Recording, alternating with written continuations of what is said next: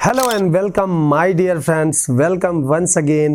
And friends, आज मैं आपको future indefinite tense completely explain करूंगा। फ्यूचर टेंस के इस लेसन को कंप्लीटली देखने के बाद आपको किसी और वीडियो को देखने की जरूरत नहीं पड़ेगी।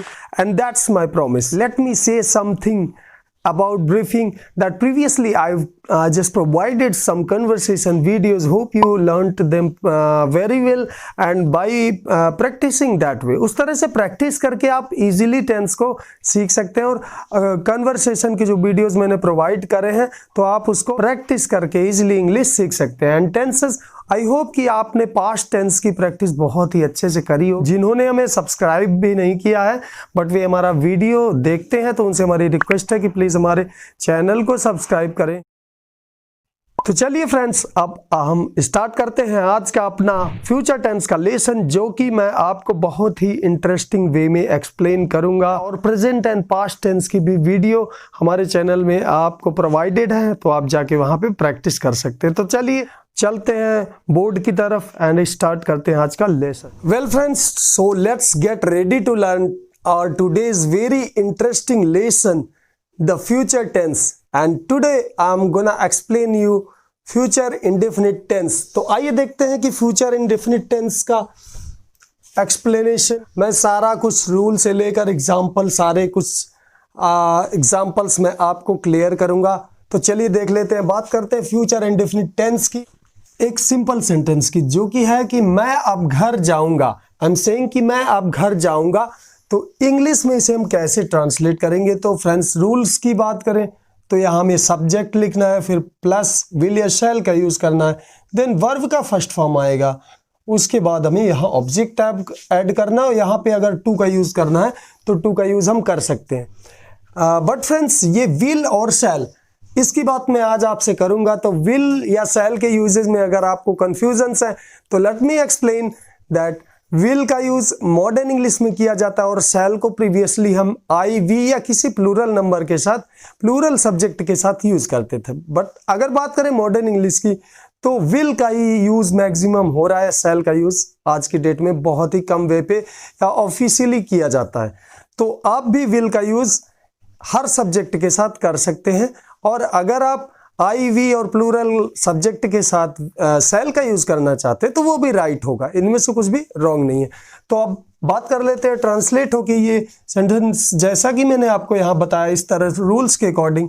तो यहाँ पे आप फ्रेंड्स देख सकते हैं कि इसका ट्रांसलेशन हो जाएगा आई। आई क्योंकि सब्जेक्ट है और उसके बाद हेल्पिंग वर्ब शैल लग जाएगी, फिर उसके बाद वर्ब का फर्स्ट फॉर्म आएगा, फिर home that is object, and now is other words.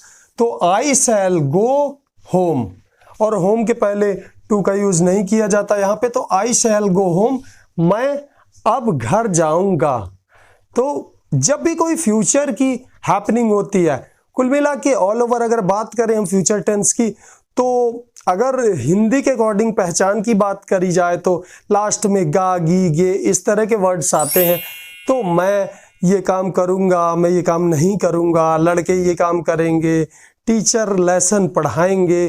तो इस तरह में जो पास्ट के बाद हमारी फ्यूचर की बात आती है, तो कोई भी काम हम प्लान करते हैं या भविष्य में करने की बात हो रही होती है, तो वह प्लानिंग हमारी फ्यूचर टेंस के अकॉर्डिंग होती है, या कि कोई हम स्टेटमेंट देते हैं कि मैं ऐसा करूंगा या वो ऐसा करेगा, तो फ्यूचर में आता है। सिंपली आप देख सकते हैं। अगर आपको मेरे वीडियोस अच्छे लगते हैं तो प्लीज स्टडी पॉइंट को सब्सक्राइब करें एंड वीडियोस को शेयर करें और कमेंट करें कि किस टाइप से आप जो है वीडियोस आपको चाहिए और किस तरह की स्टडी आप प्रेफर करते हैं।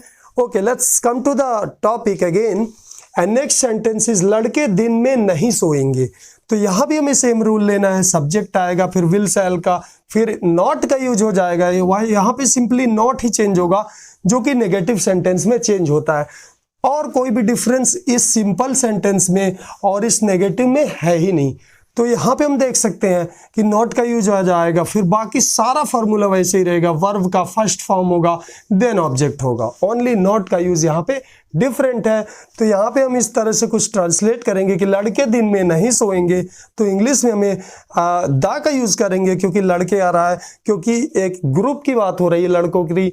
तो यहाँ पे the boys will not sleep during the day.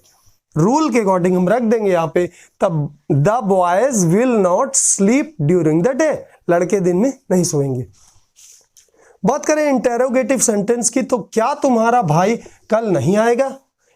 अगर सपोज आपने ही पूछा कि क्या वह कल नहीं आएगी, या क्या कल टीचर या लेसन नहीं पढ़ाएंगे, उसी तरह से ये सेंटेंस हमने लिया है कि क्या तुम्हारा भाई कल नहीं आएगा। Someone is curious about somebody, तो यहाँ पे हम एक क्वेश्चन कर रहे हैं अबाउट फ्यूचर कि ऐसा होगा या नहीं। तो यहाँ पे सेंटेंस हमारा हो जाएगा, कुछ रूल हम इस प्रकार से फिर लेंगे, विल शैल देन सब्जेक्ट, यहाँ पे हमारा हेल्पिंग वर्ब बिगिनिंग में आ जाएगा, उसके बाद जो है हमारा सब्जेक्ट आएगा, जबकि हमारा सब्जेक्ट बिगिनिंग में आता है। तो ये चेंजेस आपको ध्यान में रखने हैं।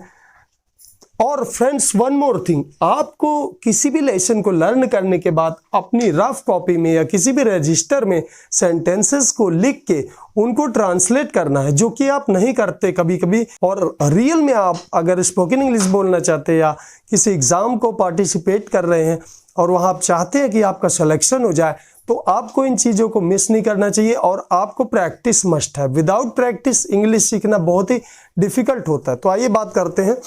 तो विल शैल और सब्जेक्ट के बाद हम वर्ब का फर्स्ट फॉर्म का यूज करेंगे, उसके बाद एज इट इज जैसा कि हम यूजुअली यूज किया है तो ऑब्जेक्ट का यूज करेंगे।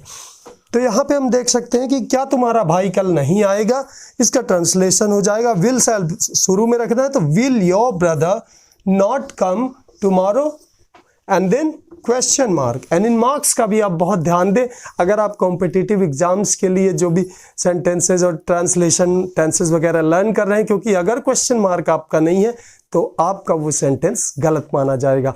तो friends, hope it is very clear, this is very clear to you and या it is clear as it, कोई भी कठिन नहीं है। आप इस वीडियो को रिपीट करके देख सकते हैं, पॉज करके देख सकते हैं। और let me tell you some more examples for your assistance, कुछ और एग्जांपल्स मैं बताता हूं आपको, ये बहुत ही क्लियर होने वाला। फ्यूचर इंडेफिनिट का ये क्लास है और इसके बाद मैं फ्यूचर कंटिन्यूअस भी एक्सप्लेन करूंगा। तो आप कमेंट कर सकते हैं कि अगर आप इस लेसन से सेटिस्फाइड है तो आप मुझे कमेंट करें और मुझे बताएं कि आपको ये समझ में आया। देन आपके लिए कंटिन्यूअस की सीरीज लाऊंगा और फ्यूचर टेंस कंप्लीट करूंगा। अगर आपको ये लेसन पसंद आया तो पूरे टेंसेस में रिपीट भी करा सकता हूं।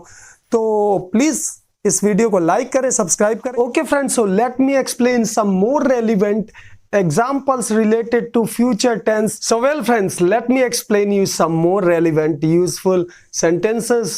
By translating them you can learn better and you can understand better that how to translate in future indefinite tense. As example, let me tell you, मैं एक पत्र लिखूंगा, I will write a letter. Yes, it is in modern English, but अगर हम पहले की बात करें तो आई के साथ हम शैल यूज करते थे, आज भी आई के साथ शैल यूज होता है, बट मेनी केसेस में हम इसको विल यूज करते हैं।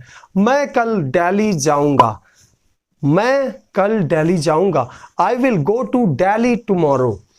उसके पिताजी कल गांव से आएंगे, his father will come from village tomorrow. ये लड़के सोमवार को फुटबॉल का मैच खेलेंगे, these boys will play football match on Monday.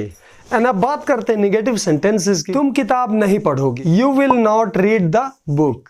हम कल हॉकी का मैच नहीं खेलेंगे, we shall not play a hockey match tomorrow. मैं कल मुंबई नहीं जाऊंगा, I shall not go to Mumbai tomorrow.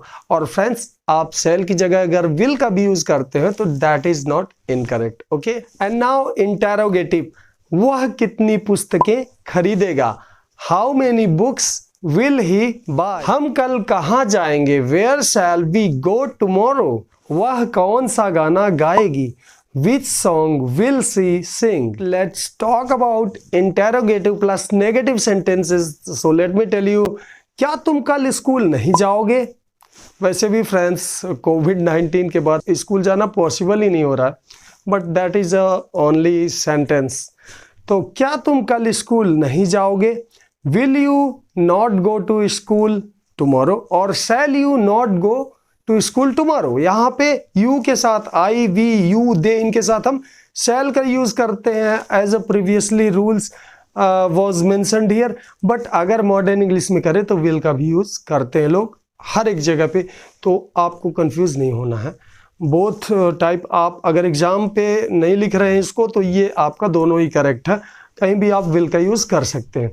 Next sentence का एग्जांपल मैं आपको बताता हूँ ताकि आपको ये सिंपल हो सके और प्रेजेंट इंडेफिनिट का आपका सारा लेसन कंप्लीट हो सके। नेक्स्ट सेंटेंस, क्या तुम दिल्ली नहीं जाओगी? Will you not go to Delhi? Next sentence is, तुम मुझसे बात क्यों नहीं करोगी? Why will you not talk to me? और आप बोल भी सकते हैं कि why would you not talk to me? Hope guys this lesson is very simple to you, and if it was some complications or something issues, so you can comment in the comment box, and if you just find this lesson relevant and useful for you, and you need its upcoming series for continuous perfect and perfect continuous, and you want to speak spoken English, so study point is always for you, and I'm here dedicated for you, and our team is really working 24/7 for you. So thank you so much for watching this video. So see you next time with a new or any different or very interesting lessons. Till then, bye bye.